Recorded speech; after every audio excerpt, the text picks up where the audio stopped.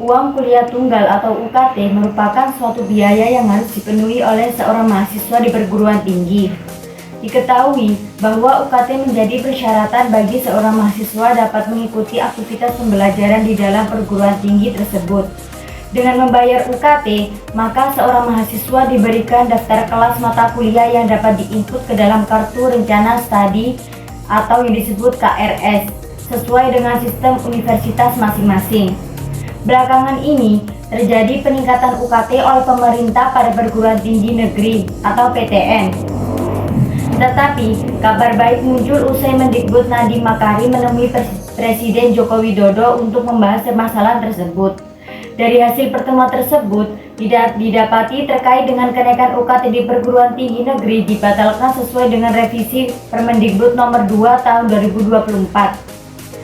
Setelah saya mendengarkan berbagai aspirasi dari stakeholder seperti mahasiswa, keluarga, dan masyarakat mengenai peningkatan yang terjadi di PTN kita, dan memang saya melihat beberapa angka-angkanya dan terlihat buat saya pun cukup mencemaskan.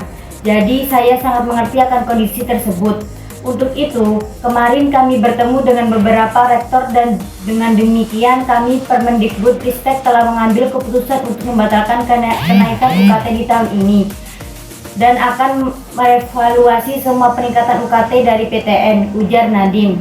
Dari pernyataan tersebut dapat disimpulkan bahwa kenaikan UKT pada perguruan tinggi negeri hanya bersifat ditangguhkan untuk diselenggarakan tahun ini.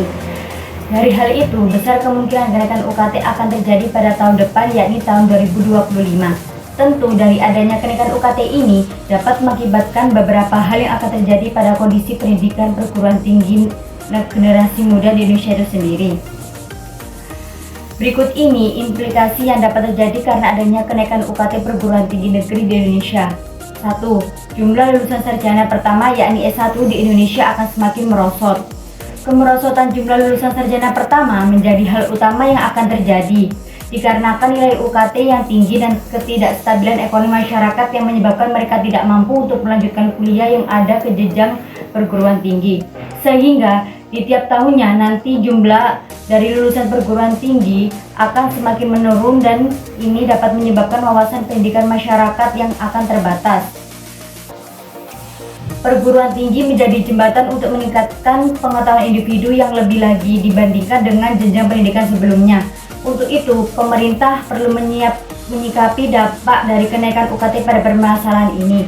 Negara maju adalah negara yang didukung dengan masyarakat yang berkualitas terutama pada pendidikan. 2. Meningkatnya tingkat pengangguran di Indonesia. Tidak dibungkiri, saat ini banyak sekali lowongan pekerjaan yang dibuka dengan persyaratan minimal pendidikan S1. Dengan adanya dampak sebelumnya, maka masyarakat dengan tingkat pendidikan di bawahnya akan sulit untuk mendapatkan pekerjaan yang berkualitas. Walaupun saat ini banyak juga dari lulusan sarjana pertama yang masih menganggur. Apalagi kepada mereka yang lulusan sekolah menengah atas atau di bawahnya akan sangat kesulitan dalam mencari pekerjaan karena keterbatasan dari pengetahuan dan keterampilan yang dimiliki. 3. Tingkat kemiskinan semakin merajalela. Banyaknya pengangguran di masyarakat dapat menyebabkan tingkat kemiskinan yang semakin tinggi. Hal ini juga dapat berpengaruh terhadap pertumbuhan dan tingkat ekonomi negara yang semakin menurun.